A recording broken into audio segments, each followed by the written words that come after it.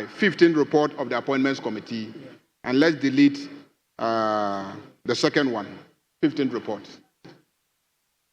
Chairman. Yes, Deputy Minority Whip. Mr. Speaker, if you may indulge me, this very report, there is still some challenges that we are engaging with regards to these two reports. The ranking member of the committee has just been given a copy of the report. He has to go through.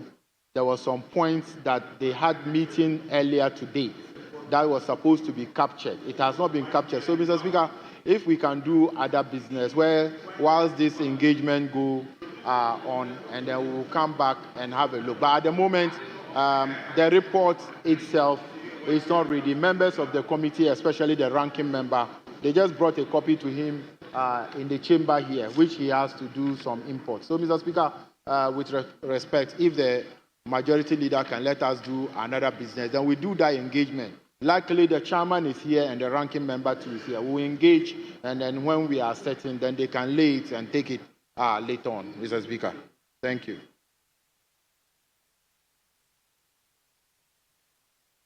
Yes, Majority Leader. Yeah, Mr. Speaker, I think they have done all the engagements that they need as a committee. I have a report that is duly signed by the clerk of the committee and then also the chairman of the committee. And the chairman gives me clear indication that everything is okay with the report of the committee and ready to be laid. Mr. Speaker, there's nothing outstanding in relation to the report. Mr. Speaker, there are two sides on the committee. There's the majority side and the minority side.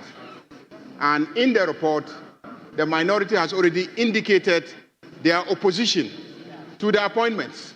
They've indicated, they voted opposing the appointment. So it's obvious.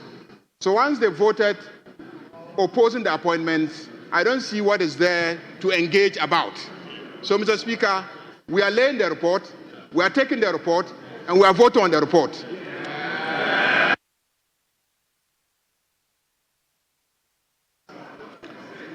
Yes, Minority Leader.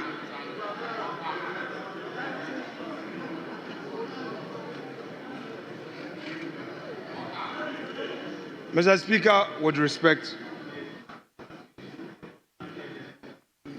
I disagree with what the leader of the House just said. Mr. Speaker, the chair of the committee called a meeting late this morning for us to discuss the report. We discussed the report and agreed together on what should be the report. Mr. Speaker,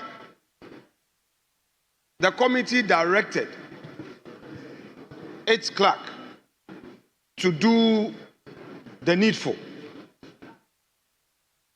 A draft was brought to me whilst I was in the office to go through to be sure that whatever we had discussed had been so captured.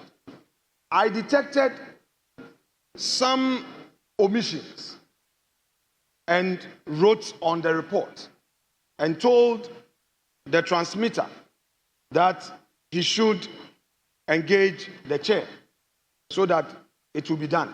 Mr. Speaker, I was called by our clerk that she is right here in the chamber and chairman has some disagreement.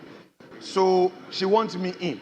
Mr. Speaker, I came in waiting to meet with the chairman. They said he was at the robing room. I went there. Unfortunately, he had already been there and had gotten back to the chamber. Mr. Speaker, whilst I was still talking to the clerk, chairman hands me a report which has been signed by the clerk, the same clerk who was waiting for me for us to finish this thing, has been signed by her and the chairman. Mr. Speaker, I don't want a repeat of what happened some months to happen again. I have reached out to the acting clerk to Parliament. I've expressed my views on this matter again to him. I still want to give peace a chance. It is not, Mr. Speaker, it is not proper.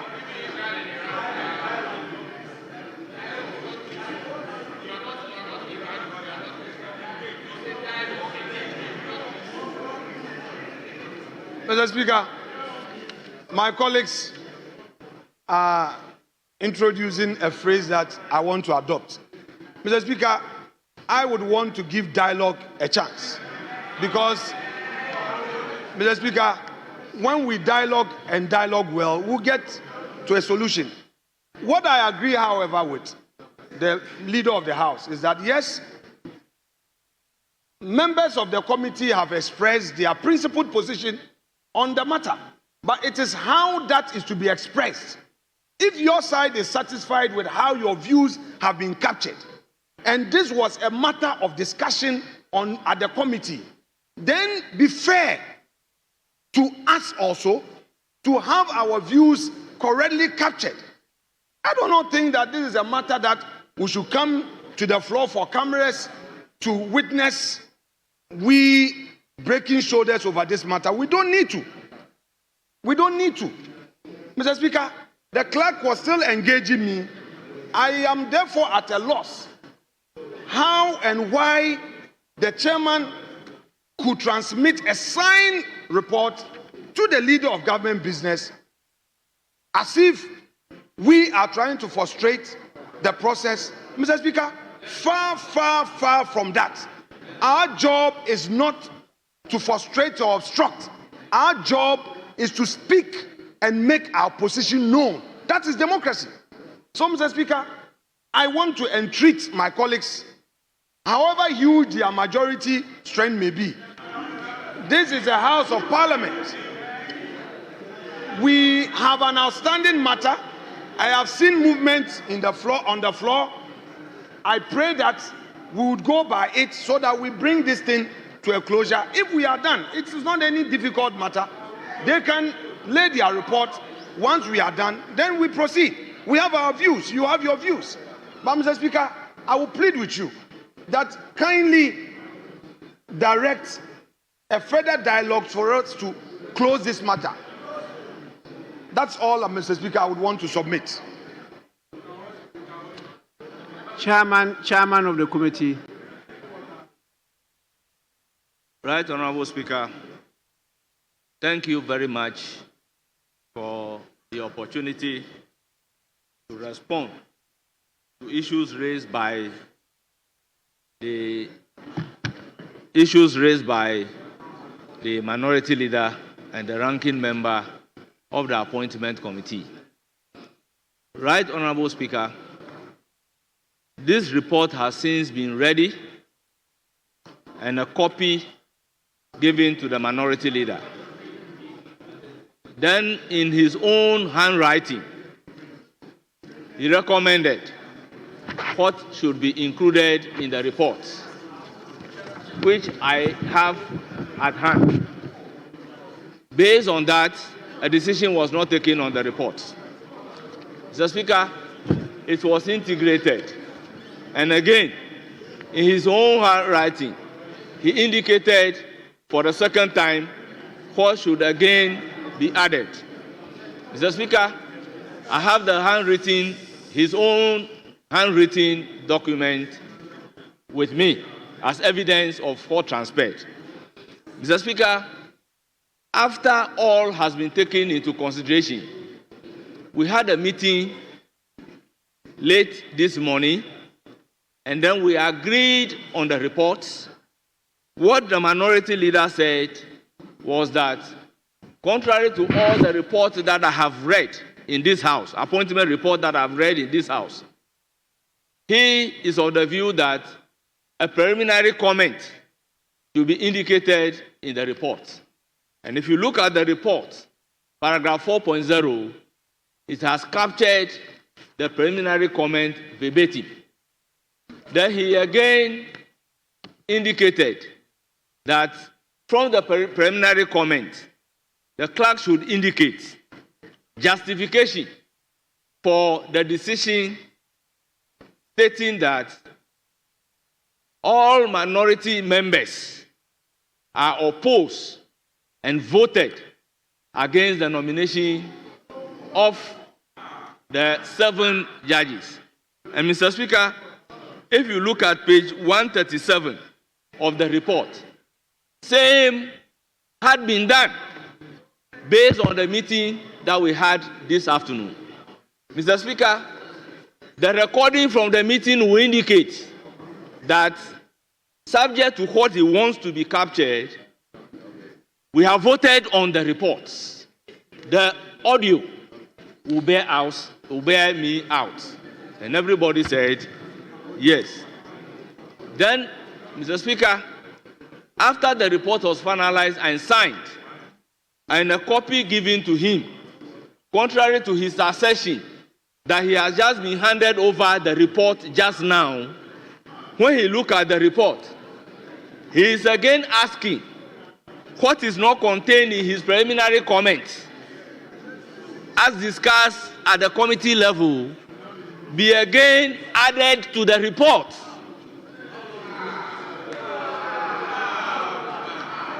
Mr. Speaker, I have a copy of the preliminary comments that he brought at the committee level. I can give out the preliminary comment and what he's asking to be added, which has never occurred at the committee level, so that they compare it with his own preliminary comment that he has added and what he is now seeking the clerk to add. So, Mr. Speaker, I indicated to the clerk that once what he is seeking to be added is not part of the preliminary comment that he said we should include in the report, that should not be added. Mr. Speaker, to what extent, as the chairman of the committee, will I indulge the minority leader and the ranking member of the committee? So, Mr. Speaker, the report is ripe to be taken, and it should be laid. In life, honesty is the best policy. It is the truth that will make all of us free. I wasn't the only one at the meeting. Both majority members and the minority members were at the meeting. Mr. Speaker, so long as you said they should take the conclusion from your preliminary issues that you have raised, and what you are seeking to do now is not part of your preliminary comment. It's not an issue before the committee. So why should it be indicated? Mr. Speaker, let me also place on record that I have read committee's report, including appointment committee's report. If a decision is taken or you have voted no, you don't do justification in the report. In this House, when we take a decision by voice vote, do we indicate justification in the report? If you take decision by head count, do we indicate decision in the report? If you take decision by voting, do we indicate why you have voted no and why you have voted yes? So, Mr. Speaker, we are setting a very bad precedent. This House is setting a very bad precedent. All that I have seen to be happening is that the report is by a majority decision. That is all.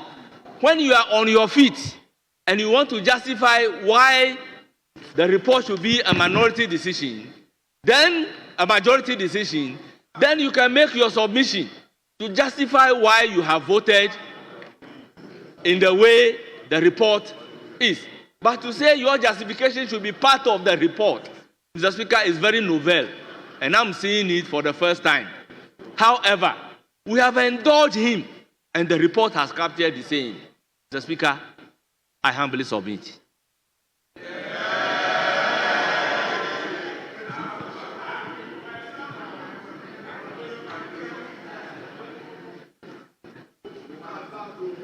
Yes.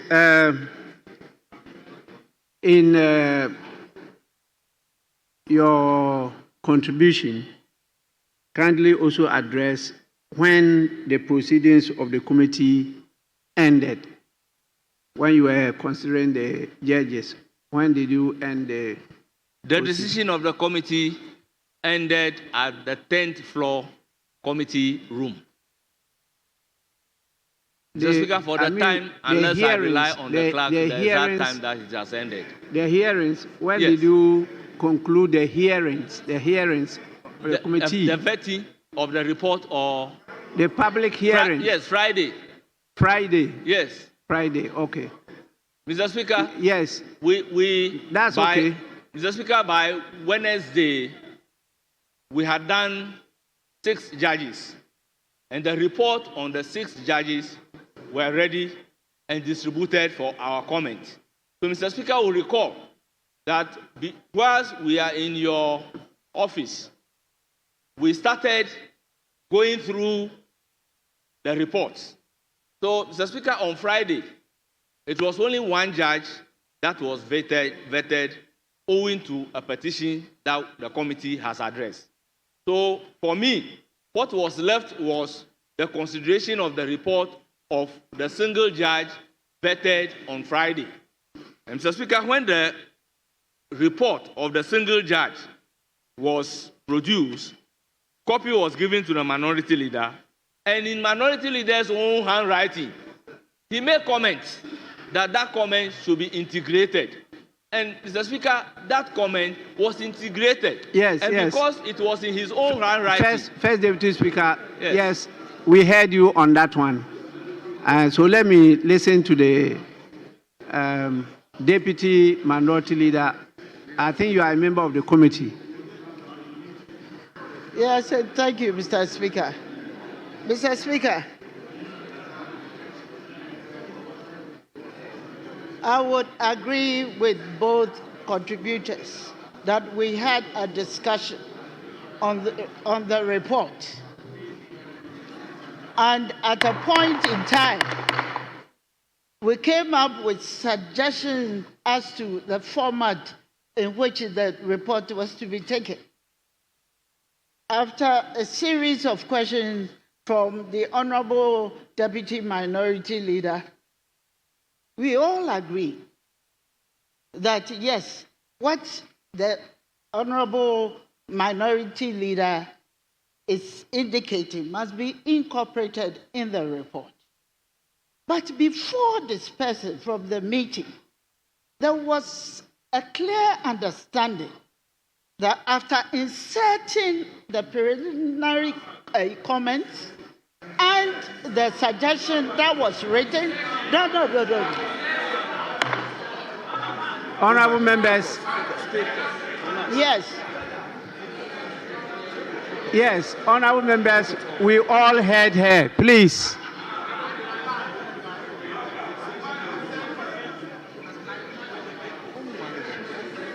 Honorable. Yes, please continue.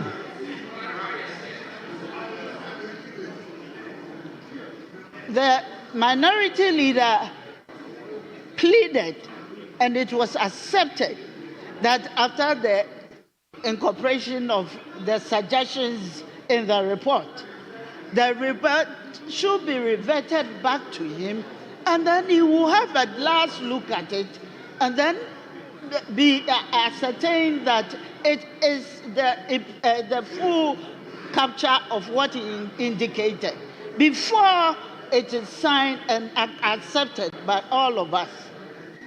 I'm here to learn that even though the minority leader, whatever he wrote was incorporated, it was never sent back to him. It was sent back to him. He made an input. He made an input correcting a statement that was not right. So once he has made that input, I believe that we all agree that it is Only when all these things are corrected, before it can be signed and presented for laying. So, Mr. Speaker, I'd like to beg of you. I think we are all trying to build consensus in everything that we do. Dialogue is the most important thing. We have dialogue with the chair, and if he's not going to agree to what we are suggesting, it is not a right position of the minority. And therefore, it is very important that what we want to express out there must be clearly stated. So I would like to plead with you, Mr. Speaker, that give us a little more chance to go through the report again, and then by the agreement of the committee members, then we will represent on the floor. Thank you, Mr. Speaker.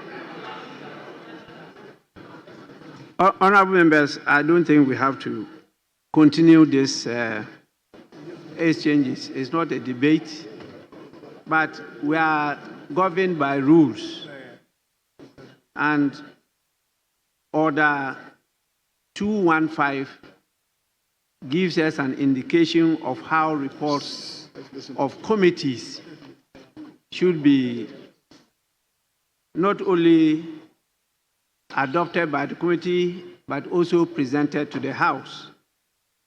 And 215 says that the deliberations and recommendations of a committee shall be presented to the House in the form of a committee, of a report. Honorable Dr. 2152 says, the committee shall consider and adopt the report prior to the presentation of the report to the House. And the report shall be signed by the chairperson and the clerk to the committee. With specific reference to the Appointments Committee, 21711 says the committee shall report to Parliament within 3 days after the conclusion of proceedings of the committee when Parliament is sitting.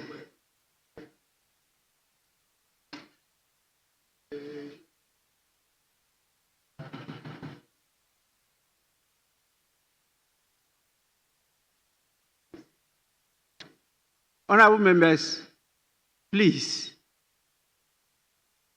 when you are dealing with serious matters of this nature, you don't keep on conversing as if you are in the market square. Please.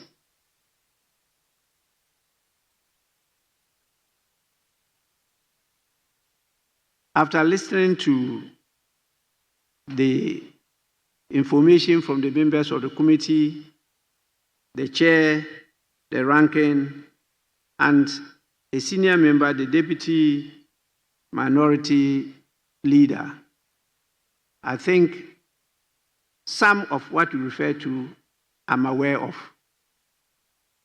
Because you even sought my assistance in some of these matters in my conference room and went through them together.